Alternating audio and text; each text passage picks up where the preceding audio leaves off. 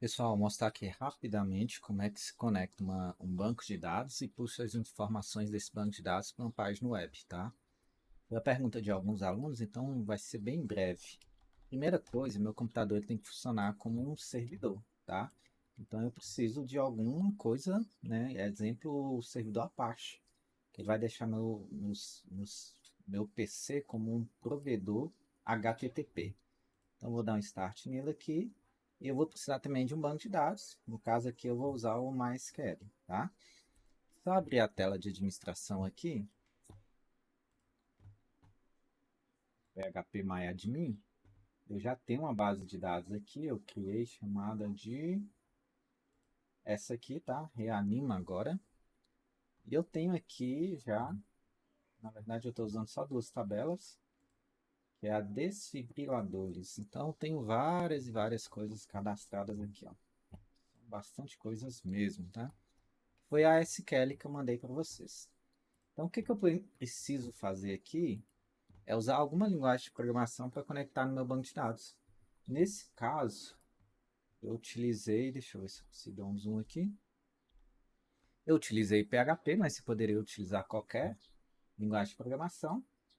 Aqui no Model não, eu utilizo uma plataforma, aliás, eu utilizo uma arquitetura chamada MVC, né? Model View Controller, e eu separo os meus arquivos em categorias. O que for um tipo controlador, eu coloco em controller. O que for uma classe, eu coloco em model. O que for algo visual, eu coloco dentro de view. Bom, aqui em config eu tenho as minhas configurações de banco de dados. Meus arquivos estão sendo salvos em PHP, porque quando eu abrir alguma coisa aqui no navegador, ele vai ter que ser compilado, né? Como se estivesse fazendo uma compilação, um build. Na verdade, é algo muito mais simples que isso. Então, quando eu abrir o meu site aqui, ó, no localhost, no index, ele vai abrir a página e carregar aqui tudo que eu tenho no meu banco de dados. Exemplo, se eu colocar, se eu colocar aqui no meu banco de dados, eu tenho uma página de login aqui, ó.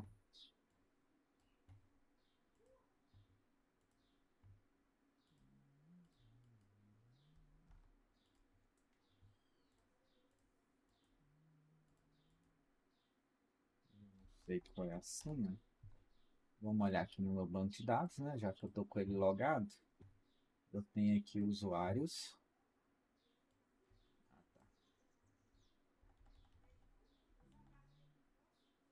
E a minha senha ela está criptografada, MD5, então eu já sei qual que é, tá? Eu vou vir aqui em login. Então tá aqui os desfibriladores, né? Eu vou cadastrar um novo aqui, exemplo, teste, cidade Montes Claros. Que faça diferença.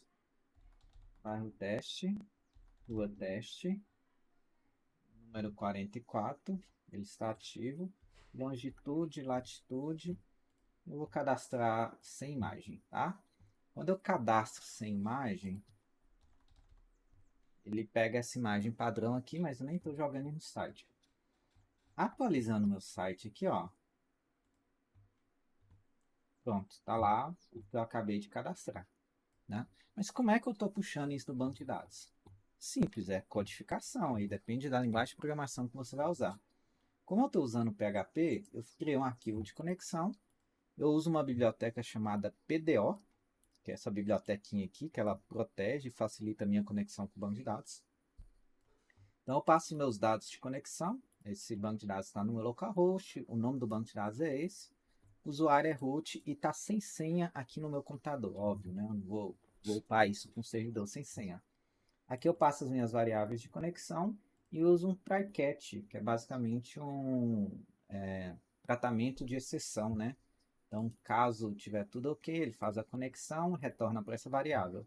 Caso não, ele retorna essa mensagem de erro. Aí, beleza. Aí eu preciso de uma classe. Exemplo, eu acabei de cadastrar um desfibrilador. Então, eu recebo a minha conexão no método construtor. Aí eu criei as minhas classes. Então, mostrar todos os desfibriladores, né? Juntar o endereço dos desfibriladores. Eu usei um concat aqui, né?